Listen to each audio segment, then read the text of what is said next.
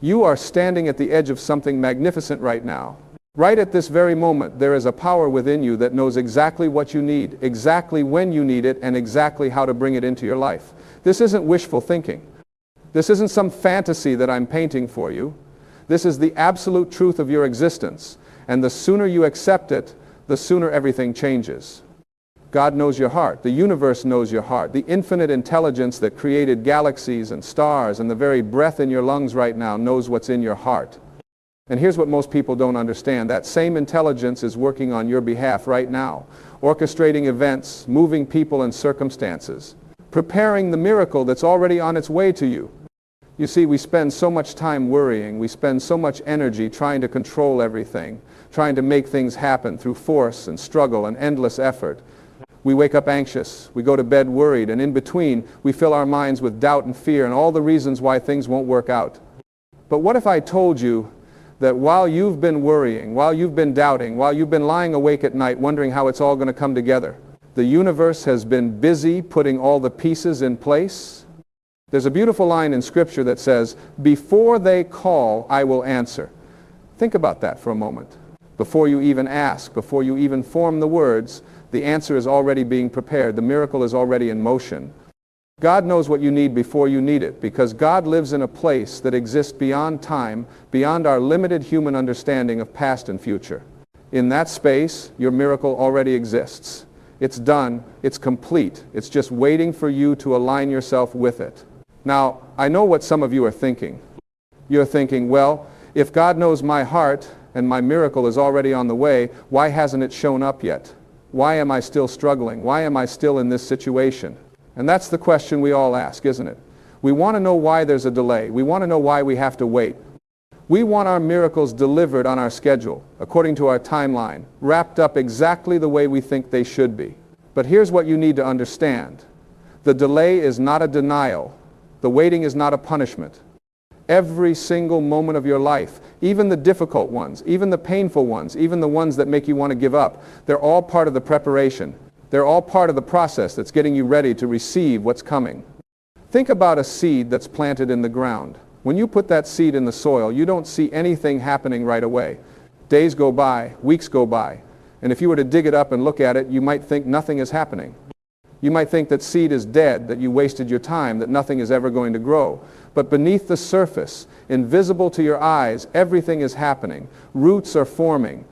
Strength is building.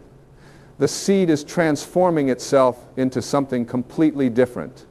And then one day, when the time is exactly right, that sprout breaks through the soil and you witness the miracle. Your life works the same way. Just because you can't see it doesn't mean it's not happening. Just because you can't feel it doesn't mean the miracle isn't being prepared. God is working beneath the surface of your life right now in ways you can't perceive, in ways you couldn't even plan if you tried. You know, we live in a world that tells us we have to make everything happen ourselves. We're told that if we're not hustling, if we're not grinding, if we're not forcing and pushing and struggling every single day, we're not going to succeed. And yes, inspired action is important. Yes, you have to show up and do the work.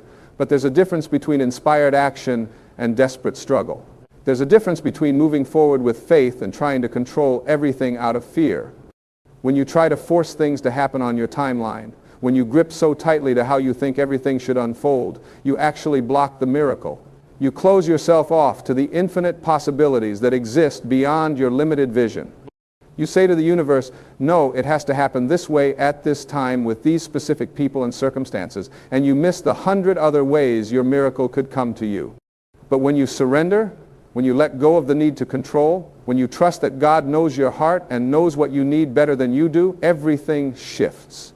You open yourself to receive in ways you never imagined.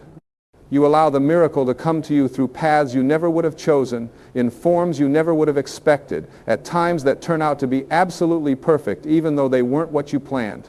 Now, surrender doesn't mean giving up. It doesn't mean sitting on your couch and doing nothing and waiting for miracles to fall from the sky. Surrender means doing your part while trusting God to do the rest. It means taking the steps you're guided to take while releasing your attachment to the outcome. It means showing up every day with faith instead of fear, with trust instead of doubt, with certainty that everything is working out for your highest good, even when you can't see how. There's a beautiful teaching that says, let go and let God. But what does that really mean? It means you stop trying to be the director of the universe. You stop exhausting yourself trying to manipulate every situation, control every person, and force every door to open on your command. Instead, you become the observer. You become the one who watches with wonder as the universe orchestrates miracles on your behalf. You see, God knows your heart, but do you know your heart? Do you really know what's in there? Because so often what we think we want isn't really what our soul is asking for. We think we want a specific job, but what our soul really wants is purpose and fulfillment. We think we want a specific relationship, but what our soul really wants is love and connection. We think we want a certain amount of money, but what our soul really wants is security and freedom. And here's the miraculous part. When you align with what your soul truly desires, when you go past the surface wants and connect with the authentic needs of your heart, the universe delivers in ways that are so much better than anything you could have planned. You get the job that gives you not just money but meaning. You get the relationship that gives you not just companionship but transformation. You get the abundance that gives you not just things, but the freedom to live your purpose. Your heart knows, your soul knows, and God knows. There's a divine intelligence within you that understands exactly what you need to grow, to evolve, to become the person you were meant to be.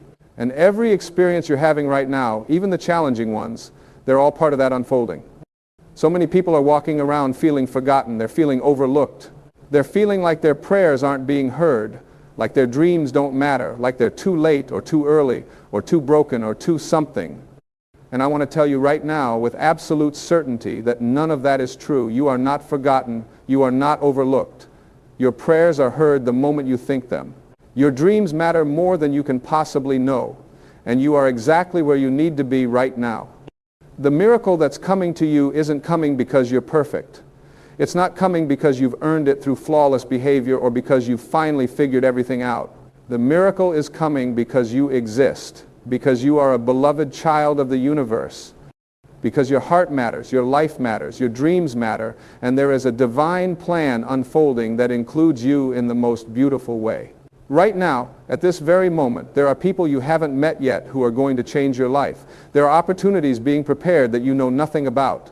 There are solutions to your problems that are already formed and on their way to you. There are doors about to open that you didn't even know existed. All of this is happening right now in the invisible realm, in the space where miracles are born. And the only thing that can block your miracle from reaching you is your own disbelief. It's your own doubt. It's your own insistence on looking at your circumstances and deciding that nothing can change. Nothing will change. Nothing is going to get better. When you do that, when you close your heart and mind to possibility, you create a wall between you and your good. But I'm asking you today to tear down that wall. I'm asking you to open your heart again. I'm asking you to believe, even if you've been disappointed before, especially if you've been disappointed before, because every disappointment was just redirecting you towards something better. Every closed door was just steering you away from something that wasn't meant for you and towards something that is. You have to understand something about the nature of miracles. Miracles don't usually show up in the way we expect them to. We think a miracle has to be this huge dramatic event where everything changes in an instant, and sometimes it is. Sometimes the miracle is sudden and obvious and undeniable. But more often, miracles come quietly. They come through a series of small events that don't seem significant at the time. They come through a chance meeting, a random conversation, an unexpected opportunity, a sudden inspiration. The miracle might come through a person who says exactly what you needed to hear at exactly the right moment. It might come through a book that falls off a shelf and opens to the page you needed to read. It might come through a job posting you almost didn't apply for, a road you almost didn't take, a decision you almost didn't make. The universe is infinitely creative in how it delivers your good to you. And this is why you have to stay awake. You have to stay present. You have to pay attention to the signs, the synchronicities, the little nudges that are constantly guiding you toward your miracle. When you feel called to take a different route home, take it. When you feel inspired to reach out to someone you haven't talked to in years, do it. When a thought keeps coming back to you again and again, honor it. These aren't random impulses. This is divine guidance speaking to you, leading you exactly where you need to be. God knows your heart, which means God knows your fears too. God knows what you're worried about. God knows what keeps you up at night. God knows what you're afraid to hope for because you've been hurt before. And here's what you need to understand. Your fear doesn't disqualify you from miracles. Your doubt doesn't make you unworthy. Your past mistakes don't exclude you from future blessings. In fact, sometimes our greatest miracles come right on the heels of our greatest struggles. Sometimes we have to walk through the darkness to fully appreciate the light. Sometimes we have to experience lack to truly value abundance. Sometimes we have to feel lost so we can appreciate being found. There's a reason why some of the most beautiful, most transformed, most inspiring people you'll ever meet are the ones who've been through the hardest times. It's because they learned something in those difficult moments that you can't learn any other way. They learned that they're stronger than they thought. They learned that God is real and present and available. They learned that miracles aren't just for other people. They're for everyone. They're for you. So if you're in a difficult place right now, if you're going through something hard, if you're wondering how you're going to make it through, I want you to know that this is not the end of your story. This is not where you're going to stay. This is the chapter that's preparing you for the miracle. This is the night before the dawn. This is the last push before the breakthrough. And when your miracle comes, and it will come, you're going to look back on this time and understand why everything had to happen exactly the way it did. You're going to see how every delay was divine timing. You're going to see how every disappointment was divine protection. You're going to see how every struggle was building strength, character, faith, and wisdom that you're going to need for everything that's coming.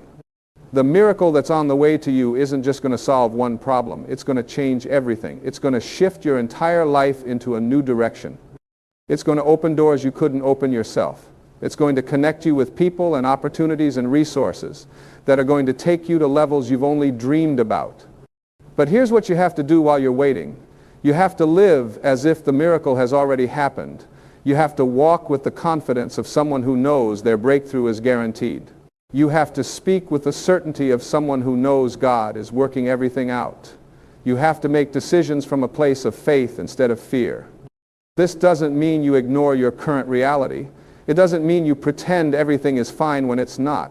What it means is that you don't let your current circumstances define your future. You don't let what you see with your physical eyes override what you know in your spirit. You don't let temporary situations convince you that nothing is going to change. Everything changes. Everything is always changing. And change is coming for you right now in the form of a miracle that's going to blow your mind. But you have to be ready to receive it. You have to prepare yourself for it. You have to make room for it. How do you make room for a miracle? You make room by letting go of what's not serving you anymore. You make room by releasing relationships that are draining you. You make room by clearing out old beliefs that are keeping you stuck. You make room by forgiving yourself and others for past hurts. You make room by stopping the negative self-talk and the constant criticism and the endless rehearsal of everything that's wrong with your life. You make room by filling your mind with truth, by reminding yourself every single day that you are loved, you are worthy, you are capable, you are enough, by feeding your faith instead of your fear, by choosing gratitude instead of complaint, by looking for evidence of grace in your life instead of evidence of lack. And when you start doing this, when you start shifting your focus from what's wrong to what's right, from what you don't have to what you do have, from fear to faith, something amazing happens. The frequency of your energy changes. You start vibrating at the level of miracles. And the law of attraction, which is really just another way of saying that like attracts like, starts bringing matching experiences into your life. You see, the universe doesn't respond to what you want. It responds to what you are. It responds to the energy you're putting out. If you're constantly putting out energy of lack, fear, doubt, and unworthiness, that's what comes back to you. But when you start putting out energy of abundance, faith, trust, and worthiness, when you start being the miracle before you see the miracle, that's when everything shifts. God knows your heart, which means God knows what you're capable of. God knows your potential. God knows the greatness that's inside you, the gifts you have to share, the impact you're meant to make. And sometimes the reason your miracle is delayed is because you're not ready yet. You're not ready to steward what's coming. You're not ready to handle the blessing. You're not ready to manage the increase. And so the universe in its infinite wisdom uses this waiting period to prepare you, to grow you, to stretch you, to develop in you the character and the capacity and the consciousness that you're going to need for the next level. This isn't punishment. This is preparation. This is love. Because what good would it do to give you something you're not ready to receive, something you're not equipped to handle, something that would ultimately hurt you instead of help you? Think about a child who wants to drive a car. That desire is natural. That desire makes sense. But we don't give car keys to a child because we know they're not ready. They don't have the maturity, the skill, the judgment, the capacity to handle that responsibility safely. We make them wait, we make them learn, we make them grow. And when the time is right, when they've developed what they need to develop, then we hand them the keys. God is doing the same thing with you. Everything you're experiencing right now is developing something in you that you're going to need for what's next. Every challenge is building strength. Every obstacle is building problem-solving skills. Every setback is building resilience. Every disappointment is building faith. You're not being punished, you're being prepared. And here's the beautiful part. While you're being prepared, the miracle is being prepared too. It's being perfected. It's being customized specifically for you, for your life, for your unique situation and needs. It's not going to be a generic blessing. It's not going to be something one size fits all. It's going to be exactly, precisely, perfectly what you need. The miracle coming to you has your name on it. It was designed with you in mind. It takes into account your personality, your gifts, your history, your dreams, your purpose. It's not the miracle that was meant for your neighbor or your friend or the person you saw online. It's your miracle, and it's perfect for you. And when it arrives, you're going to know. You're going to feel it. There's going to be a sense of rightness, a sense of alignment, a sense that says, yes, this is it. This is what I've been waiting for. This is what my soul has been longing for. And all the waiting, all the wondering, all the moments of doubt and fear and confusion, they're all going to make sense. But until that moment comes, you have to hold on. You have to keep believing, you have to keep trusting, you have to keep putting one foot in front of the other even when you can't see the path. You have to keep showing up even when you're tired. You have to keep your heart open even when you're scared. Because the moment you give up is often the moment right before the breakthrough. The moment you stop believing is often the moment right before the miracle manifests. The moment you close your heart is often the moment right before the door opens. And I don't want you to miss your miracle because you gave up 5 minutes too soon. There are so many stories of people who were on the verge of something amazing and they quit. They gave up. They walked away. And later, sometimes much later, they found out that their breakthrough was literally around the corner. Their miracle was days away. Their answer was about to arrive. But they didn't see it because they stopped believing too soon. Don't let that be your story. Don't let fear or doubt or impatience rob you of what's rightfully yours. Don't let temporary circumstances convince you that nothing good is coming. Don't let the enemy of your soul, whether you call that ego or fear or negativity or whatever term resonates with you, don't let it steal your hope. Hope is powerful. Hope is not naive. Hope is not denial. Hope is the evidence of faith. Hope says, I don't know how this is going to work out, but I know it will. I don't know when this is going to happen, but I know it's coming. I don't know what form this miracle will take, but I know it's being prepared for me right now. And when you hold on to that hope, when you anchor yourself in that faith, when you refuse to let go of the truth that God knows your heart and your miracle is on the way, you become unstoppable. You become unmovable. You become unshakable because you're not depending on circumstances to determine your faith. You're not waiting for proof before you believe. You're believing, and therefore you're going to see the proof. There's a teaching that says seeing is believing. But spiritual truth works the opposite way. In spiritual reality, believing is seeing. You have to believe it before you see it. You have to trust it before you touch it. You have to know it before it shows up in your physical reality. This is what faith is. Faith is not about ignoring reality. Faith is about knowing there's a greater reality that exists beyond what your physical senses can perceive. Faith is about trusting that the invisible is more real than the visible. Faith is about understanding that there's an entire universe of possibility that exists outside your current experience. And your faith, your belief, your trust, it's like a magnet that pulls your miracle from the invisible realm into the visible realm. It's like a bridge that allows what exists in potential to become actual in your life. Your faith is the substance of things hoped for, the evidence of things not seen. Your faith is making your miracle real right now. So what do you do with this information? How do you live while you're waiting for your miracle? You live fully. You live joyfully. You live purposefully. You don't put your life on hold waiting for some future moment when everything is perfect. You find reasons to be grateful right now. You find ways to serve right now. You find opportunities to love right now. Because here's a secret. The way you live while you're waiting determines how quickly your miracle arrives and how ready you are to receive it. If you're miserable while you're waiting, if you're bitter and resentful and angry, you're pushing your miracle away. But if you're joyful while you're waiting, if you're grateful and generous and loving, you're pulling your miracle closer. Joy is not something that happens to you when your circumstances change. Joy is something you choose regardless of your circumstances. And when you choose joy, when you decide to be grateful even when things are hard, when you commit to finding beauty even in difficulty, you send a powerful message to the universe. You say, I trust you, I believe in your plan, I know something good is coming and I'm celebrating it in advance. This is the attitude that opens the floodgates of heaven. This is the consciousness that allows miracles to flow. This is the faith that moves mountains. And you have access to this right now. You don't have to wait until your miracle shows up to feel good. You can feel good now, knowing it's on the way. Think about a child on Christmas Eve. They haven't opened their presents yet. They haven't seen what's under the tree. But they're excited. They're joyful. They can barely sleep because they know something good is coming. They trust that the people who love them have prepared gifts for them. And their excitement isn't diminished by the fact that they have to wait until morning. If anything, the anticipation makes it sweeter. That's the energy I'm talking about. That's the consciousness I'm inviting you to step into. Be like that child on Christmas Eve. Know that something wonderful is coming. Trust that the universe that loves you has prepared gifts for you. Let yourself feel excited even though you have to wait a little longer. Let yourself be joyful in the anticipation.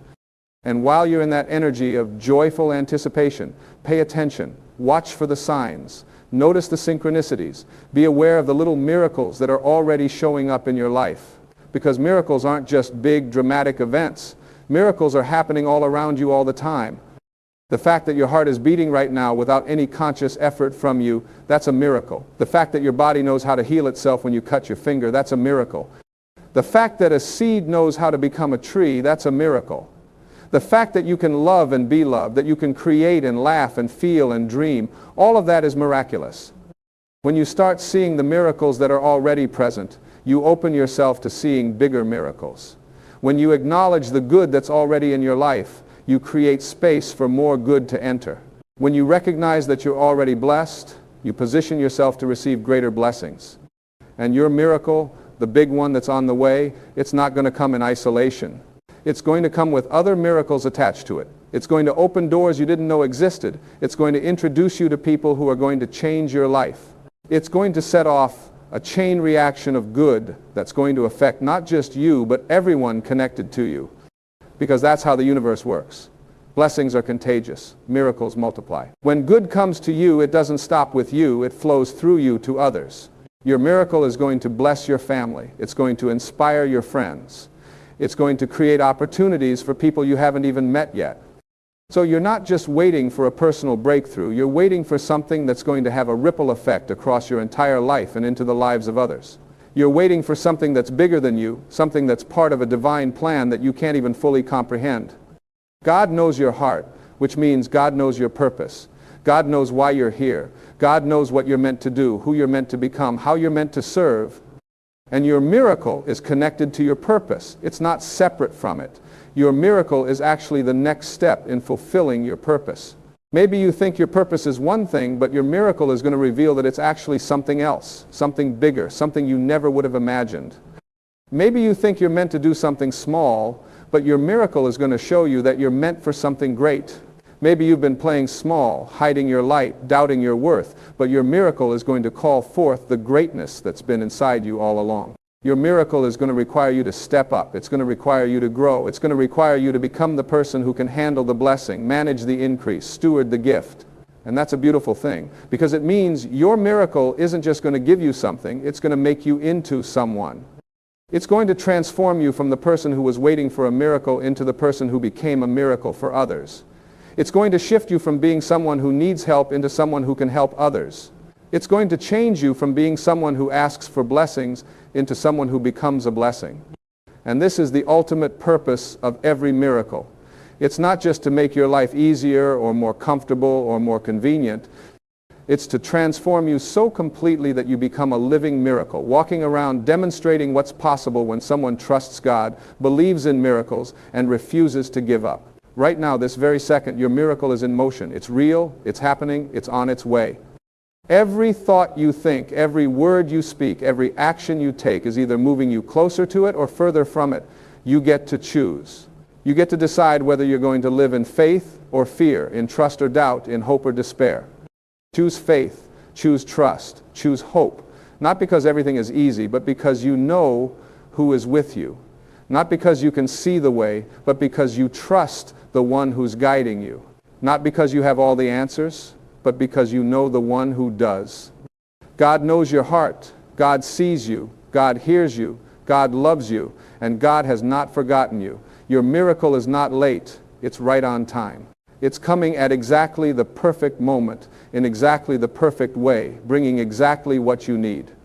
So, lift up your head, straighten your shoulders, put a smile on your face. Your miracle is on the way, and nothing can stop it from reaching you. Nothing can prevent it from manifesting. Nothing can block it from breaking through into your life. This is your moment. This is your time. This is your season of miracles. Receive it, accept it, believe it. It's already yours. There comes a moment in every person's life when the greatest power you can access is found not in what you say, but in what you choose not to say. Silence is not weakness. Silence is not surrender. Silence is the language of God, and when you learn to speak it fluently, your entire existence transforms. Right now, in this very moment, you are being called to understand something that most people spend their entire lives never grasping. The universe is trying to teach you that your words are not just sounds that disappear into the air. Your words are creative forces. Every single thing you speak carries an energy, a vibration, a power to manifest in the physical world. And here is what most people don't understand. When you speak unnecessarily, when you complain, when you gossip, when you argue, when you defend yourself constantly, you are literally creating more of what you don't want. Think about the last time you got into an argument. Think about how you felt the need to explain yourself, to make someone understand your position, to prove that you were right. What happened? Did it make things better? Or did it create more conflict, more tension, more separation between you and the other person? The truth is that most of the words that come out of our mouths are completely unnecessary. We talk because we are afraid of silence. We talk because we think our value comes from being heard. We talk because we have been conditioned to believe that if we don't speak up, we don't matter. But God, the universe, the infinite intelligence that runs through everything, operates in silence. Have you ever noticed that? The sun rises every morning without making a sound. The earth spins on its axis in complete silence. A seed transforms into a mighty tree without announcing its progress. The most powerful forces in nature are silent. And you, being made from the same substance as everything else in the universe, have access to that same silent power. When you keep your mouth shut, something miraculous happens. You stop scattering your energy. You stop giving away your power to situations and people that don't deserve it. You stop creating negative thought patterns that multiply in your experience. Instead, you become like a battery that is constantly charging. Your energy builds. Your clarity increases. Your intuition becomes sharper. You start to hear the voice of God within you, and that voice can only be heard in silence. Let me tell you something about the ego. The ego loves to talk. The ego wants to be right. The ego needs to defend itself constantly. The ego thinks that your worth is determined by how well you can argue, how cleverly you can respond, how effectively you can put someone in their place. But the ego is not who you really are. The ego is just a false identity that you have constructed over years of conditioning. And every time you speak from the ego, you are reinforcing a version of yourself that is limited, fearful, and separate from God. Your true self, the part of you that is connected to the infinite, has no need to prove anything. Your true self knows that you are already complete, already whole, already perfect exactly as you are. When you operate from this place, you don't feel the compulsion to fill every silence with words. You don't feel the need to correct everyone who is wrong. You don't feel obligated to share your opinion on everything. You simply exist in a state of peaceful awareness, and from that place, you attract everything you need. There is a story about a wise teacher who was constantly insulted by one of his students. Day after day, this student would say terrible things, trying to provoke a reaction, but the teacher never responded. He would simply smile and continue teaching. Finally, after months of this, another student asked the teacher why he never defended himself. The teacher replied, "If someone offers you a gift and you don't accept it, who does the gift belong to?" The student said, "It still belongs to the person offering it." The teacher nodded and said, "Exactly. When someone offers me insults and I don't accept them, those insults remain with the person offering them." This is the power of silence. When you refuse to engage, when you refuse to defend, when you refuse to argue, you are not accepting the negative energy that others are trying to give you. You are keeping your vibration high.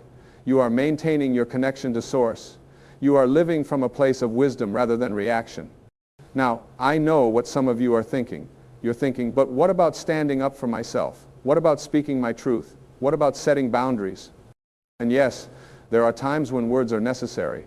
But here is the key. When you speak from a place of inner silence, your words carry a different quality. They are not reactive. They are not defensive.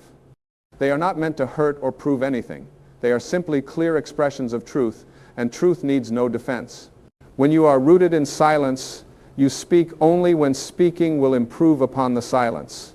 You speak from love, not from fear. You speak from wisdom, not from ego. And when you do speak, people listen, because there is power in your words. There is authenticity. There is no hidden agenda. You are simply sharing what is true for you without needing anyone to agree or understand. God wants you to keep your mouth shut because God wants you to go within. Everything you are seeking is inside you. Every answer you need is already there.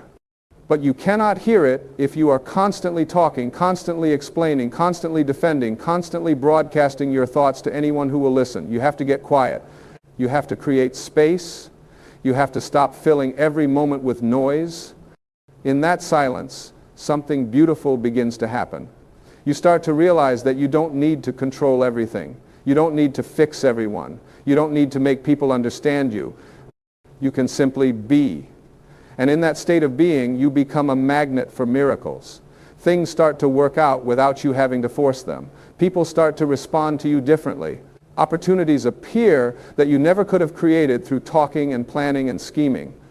This is what it means to let go and let God. It doesn't mean being passive or giving up. It means trusting that there is an intelligence at work in your life that is far greater than your thinking mind.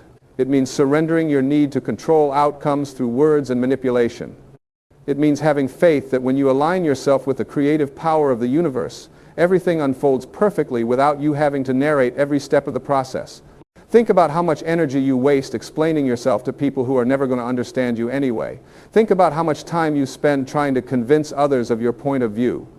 Think about how often you rehash old stories, old wounds, old grievances, keeping them alive through constant repetition. All of that is energy that could be used to create something beautiful in your life. All of that is power that you are giving away for free. When you practice silence, you are not bottling up your emotions. You are not suppressing your truth. You are choosing to process things internally before you express them externally. You are giving yourself time to connect with your higher self and ask, is what I am about to say necessary? Is it kind? Is it true? Will it improve the situation? And if the answer is no, you keep quiet. You save your energy. You maintain your peace. There is tremendous freedom in not having to have the last word. There is tremendous power in being able to hear someone criticize you without immediately jumping to defend yourself. There is tremendous wisdom in being able to observe a situation without feeling compelled to comment on it. This is mastery. This is spiritual maturity. This is what it means to be in the world but not of it. The more you practice silence, the more you will notice that most conversations are just noise. People talking to fill space, to avoid discomfort, to assert their identity, to seek validation. But underneath all that noise, there is a quietness that is always present. That quietness is God. That quietness is your true nature. And when you rest in that quietness, you begin to see that you never needed all those words in the first place. There is a beautiful practice you can start today. Before you speak, pause. Take a breath. Check in with yourself. Ask yourself, why do I want to say this? Am I speaking from love or from fear? Am I adding value or am I just reacting? That pause is where the magic happens. In that pause, you give yourself the opportunity to choose wisdom over impulse. You give yourself the chance to stay connected to source instead of getting pulled into drama and conflict. You will find that when you stop talking so much, people become curious about you. They wonder what you are thinking. They respect your presence more because you are not cheapening it with constant chatter. You become mysterious, powerful, grounded. This is not about playing games or manipulating others. This is about honoring yourself enough to not scatter your energy in every direction. And here is something else that happens when you embrace silence. You stop living in the past. Because every time you tell the story of how you were wronged, every time you complain about your circumstances, every time you explain why your life is the way it is, you are recreating the past in the present moment. You are using your words to keep old patterns alive.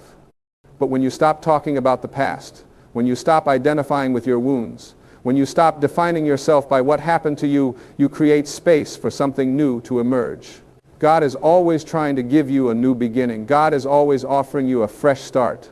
But you cannot receive it if you are holding on to the old story with both hands and reciting it to everyone you meet. You have to let it go. You have to release it. And one of the most powerful ways to release something is to stop talking about it. Silence also protects you from saying things you will regret. How many times have you spoken in anger and wished you could take back your words? How many relationships have been damaged because you couldn't control your tongue? How many opportunities have been lost because you said too much or said the wrong thing at the wrong time? Your words have consequences. They create your reality. And when you speak carelessly, you create carelessly. But when you cultivate silence, you create a buffer between stimulus and response. Someone does something that triggers you, and instead of immediately reacting, you pause, you breathe. You observe your emotions without being controlled by them. And then, if you do choose to respond, you do so from a place of clarity and calm. This is emotional intelligence. This is spiritual strength. This is the mark of someone who has learned to master themselves. God wants you to keep your mouth shut because God wants you to become a conscious creator instead of an unconscious reactor. Most people are just reacting to life, bouncing from one situation to another, one conversation to another, one drama to another, never taking responsibility for the energy they are putting out into the world. But you are being called to something higher. You are being called to wake up. You are being called to recognize that you have a choice in every moment about how you respond to life. And silence is the foundation of that choice. When you are quiet, you can hear your intuition. When you are quiet, you can feel the guidance of the universe. When you are quiet, you can access wisdom that goes beyond your limited human understanding. But when you are constantly talking, you drown out that inner voice. You miss the signs. You ignore the synchronicities. You stay stuck in your small self instead of expanding into your infinite self. There is also a deep peace that comes from not having to explain yourself to everyone. You know who you are. You know what you value. You know what you are here to do. And you don't need external validation to confirm it. When you live from this place, you stop caring so much about what others think. You stop trying to control their perception of you. You simply live your truth and trust that the right people will understand and the wrong people don't matter. This doesn't mean you become cold or distant or uncommunicative. It means you become selective with your energy. It means you honor yourself enough to not cast your pearls before swine, as the old saying goes. You don't share your dreams with people who will mock them. You don't explain your choices to people who are committed to misunderstanding you. You protect your inner world with the same care that you would protect a precious treasure, because that is exactly what it is. Silence also allows you to observe more. When you are not busy talking, you can actually see what is happening around you. You can read energy. You can pick up on subtle cues. You can understand people at a level that goes beyond words. This makes you wiser. This makes you more effective in your relationships. This makes you a better friend, partner, parent, leader, because you are not just waiting for your turn to talk. You are truly present. And presence is the greatest gift you can give anyone.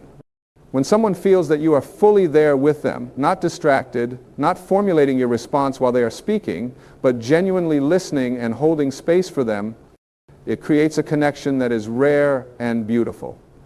Most people are so starved for this kind of attention that when they find it, they never forget you. You become someone they trust, someone they confide in, someone they value, simply because you had the wisdom to be quiet and listen. God speaks in whispers, not in shouts. If you want to hear the voice of God in your life, you have to create silence. You have to turn off the noise of the world. You have to stop filling every moment with entertainment and distraction and endless conversation. You have to be willing to sit with yourself, to be alone with your thoughts, to face whatever arises without running from it. This is not easy. Most people are terrified of silence because in silence they have to confront themselves. They have to feel the emotions they have been avoiding. They have to acknowledge the truth they have been denying. But on the other side of that confrontation is freedom. On the other side of that discomfort is peace. On the other side of that silence is the voice of God telling you exactly what you need to know. When you stop defending yourself, something miraculous